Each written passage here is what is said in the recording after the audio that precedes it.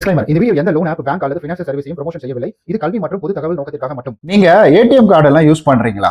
ATM card use பண்றீங்கன்னா இந்த video பாருங்களேன் முழுமையா. அதாவது ஒரு காலத்துல ஏடிஎம் கார்டு அப்படின்றது, அதாவது நம்ம பேங்க்ல இருந்து அக்கௌண்ட் ஓபன் பண்ணிட்டு நம்மளுடைய பேர் போட்டு அந்த ஏடிஎம் கார்டு வர்றக்குள்ள அந்த கவர்ல இருந்து நம்ம ஓபன் பண்ணி பார்ப்போம் பாருங்க. வீட்டுக்கு போனதுக்கு அப்புறம் அந்த ஏடிஎம் கார்டு ஒரு வாரத்துல நம்ம வீட்டுக்கு வந்துடும், வீட்டு அட்ரஸ்க்கு வந்துடும். அப்படி வரும்பொழுது அந்த ஏடிஎம் கார்டுல நம்ம பேரை போட்டு வரும். அதை பார்க்கும்போது ஒரு சந்தோஷம் அப்படின்றது வரும்.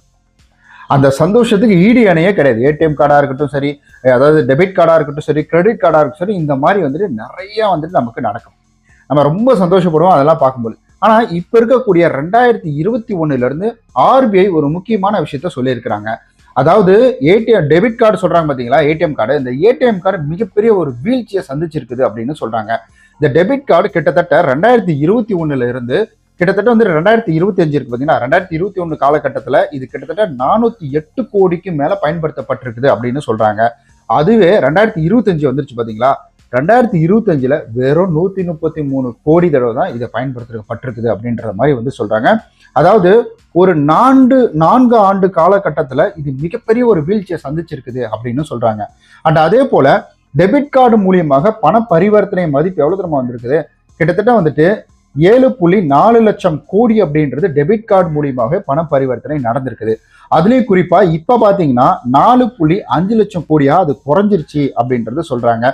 இது மிகப்பெரிய ஒரு வீழ்ச்சி அடைஞ்சிருக்கு அப்படின்றதையும் நம்மளால இதன் மூலியமா பார்க்க முடியுது. அண்ட் அதே போல 2025ஆம் ஆண்டுக்கு இறுதி நிலவரப்படி இந்தியாவில் கிட்டத்தட்ட வந்துட்டு ஒட்டுமொத்த பண பரிவர்த்தனை இருக்கு பாத்தீங்களா, அதுல 85.5% பண பரிவர்த்தனை அப்படின்றது பாத்தீங்கன்னா யூபிஐல மட்டுமே நடந்திருக்கு அப்படின்னு சொல்றாங்க. அதுலயும் வந்துட்டு கிட்டத்தட்ட இந்த கியூஆர் கோட்லாம் சொல்றாங்க பாத்தீங்களா, இந்த கியூஆர் கோட் அப்படின்றது கிட்டத்தட்ட வந்துட்டு 2025ஆம் ஆண்டுல ஜூன் மாதத்துல 6.700 கோடி, அதாவது 6700 கோடி லட்சம் கோடி லட்சம் கோடி வந்துட்டு இதுல கியூஆர் கோடுகள் எண்ணிக்கை அப்படின்றது அதிகமா இருக்குதான். ஸோ இப்போ பாத்தீங்கன்னா இப்ப டிசம்பர் லாஸ்ட் வந்து 2025 டிசம்பருக்கு பாத்தீங்கன்னா அதுல கணக்குல பாத்தீங்கன்னா அந்த 6700 வந்துட்டு 6700 இருந்து பாத்தீங்கன்னா அந்த 6700 இப்ப 7300 ஆயிடுச்சு. கொஞ்சம் ஷார்ட் டைம்ல இது வந்துட்டு அதிகமா இருக்கு அப்படின்ற மாதிரி சொல்றாங்க. இந்த டெபிட் கார்டு யூசேஜ் குறைஞ்சிருக்குது. மக்கள் இப்ப என்ன பண்ண ஆரம்பிச்சிட்டாங்கன்னா, நம்ம நார்மலா பண பரிவர்த்தனை பண்றதுக்கு இப்ப நம்ம கியூஆர் கோடு மூலியமா அனுப்புறோம், ரொம்ப ஈஸியா இருக்கு. ஒருவேளை டெபிட் கார்டு தொலைஞ்சிருச்சுன்னா வச்சுக்கோங்களேன், அதுல வந்துட்டு நமக்கு 16 டிஜிட்டல் நம்பர் இருக்கும். அதுக்கப்புறம் சிவிபி நம்பர் அப்படின்னு சொல்லிட்டு பின்னாடி ஒன்று இருக்கும். அந்த நம்பர் தான் ரொம்ப ரொம்ப இம்பார்ட்டன்ட். ஸோ இதெல்லாம் தொலைஞ்சிருச்சு அப்படின்னா யாராவது மிஸ்யூஸ் பண்றதுக்கான வாய்ப்புகள் இருக்கு. பட் இதுவே மொபைல்னா மொபைலுக்கு ஒரு லாக் இருக்கும், அதை ஓப்பன் பண்றது ரொம்ப ரொம்ப கஷ்டம். ஸோ இப்போ நிறைய வந்து டெக்னிக்கல் வந்துட்டு நிறைய வந்து டெக்னாலஜி அப்படின்னு நிறைய வந்துருச்சு. ஏன்னா நம்ம வந்துட்டு கூகுளில் ஒரு ட்ராக் அப்படின்ற ஒரு ஆப்ஷனை வச்சு நம்மளால வந்து நம்மளுடைய மொபைலை ஃபுல்லாக வந்து எங்க இருக்குன்னு சொல்லி பார்த்துக்க முடியும். இந்த மாதிரி ஆப்ஷன் வந்துருச்சு.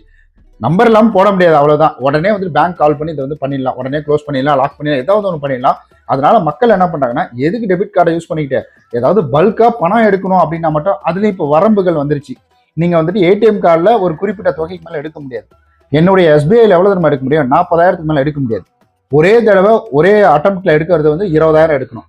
10,000 எடுத்தா ஓடிபி கிடையாது, 20,000 எடுத்தீங்கன்னா ஓடிபி வரணும். அப்ப 2 தடவை டிரான்சாக்ஷன் 40,000, அவ்வளவுதான் லிமிட். அப்போ மக்கள் பெரிய பரிவர்த்தனைக்கு அப்படின்றது ஆர்டிஜிஎஸ் வந்து பண்ணிடுறாங்களா, சின்ன சின்ன பரிவர்த்தனை அப்படின்றதுக்கு பாத்தீங்கன்னா நமக்கு கியூஆர் கோடை யூஸ் பண்ணிக்கிறாங்களா. அதுல கொஞ்சம் ஒரு 50,000, 60,000, 1 லட்சம் இந்த ரேஞ்சில் இருக்கக்கூடியதுக்கு வந்துட்டு டெபிட் கார்டு யூஸ் பண்ணிக்கிறாங்க அப்படின்னு வந்துட்டு சொல்றாங்க. ஸோ எவ்வளவு பாருங்க இதெல்லாம் குறைஞ்சிருக்குது. நம்ம முதல்லலாம் அந்த டெபிட் கார்டில் நம்ம பேரை பார்க்கும்பொழுது ஒரு ஆனந்தமா இருக்கும், சந்தோஷமா இருக்கும். பட் இப்ப இந்த மாதிரி நிலவரம் அப்படின்றத வந்துட்டு ஆர்பிஐ சொல்லியிருக்காங்க. நீங்க எப்ப உங்களுடைய டெபிட் கார்டை யூஸ் பண்ணி பணம் எடுத்தீங்க அப்படின்றத கீழே மறக்காம கமெண்ட் பண்ணுங்க. நான் எப்ப எடுத்தேன் அப்படின்னு கேட்டீங்கன்னா ஒரு 1 வீக் இருக்கும். ஸோ வந்துட்டு அதுல எனக்கு சேலரி வரக்குள்ள 1 வீக் இல்ல, ஒரு 10 days above, 20 days above இருக்கும். அதாவது 3ஆம் தேதி 4ஆம் தேதி வந்து சேலரி வரும்போது வந்துட்டு நான் டெபிட் கார்டை பயன்படுத்தி என்னுடைய பணம் அப்படின்றது வந்து வித்ட்ரா பண்ணேன் நான். ஸோ அதுவும் பேங்க்ல போய் தான் மேலே போய் தான் எடுத்தேன் நான். இங்க எடுக்க முடியல, எனக்கு ஏடிஎம் கார்டு கொஞ்சம் வேலை பார்த்துருச்சு, அதனால இங்க எடுக்க முடியல, மேலே போய் தான் எடுத்தேன். நீங்க எப்போ ஏடிஎம் கார்டில் பணம் எடுத்தீங்க அப்படின்றத கீழே மறக்காம கமெண்ட் பண்ணிருங்க. ரொம்ப நன்றி. இந்த மாதிரி பயனுள்ள இன்ஃபர்மேஷனை பற்றி தெரிஞ்சுக்க நம்ம சேனலை மறக்காம சப்ஸ்கிரைப் பண்ணிக்கோங்க.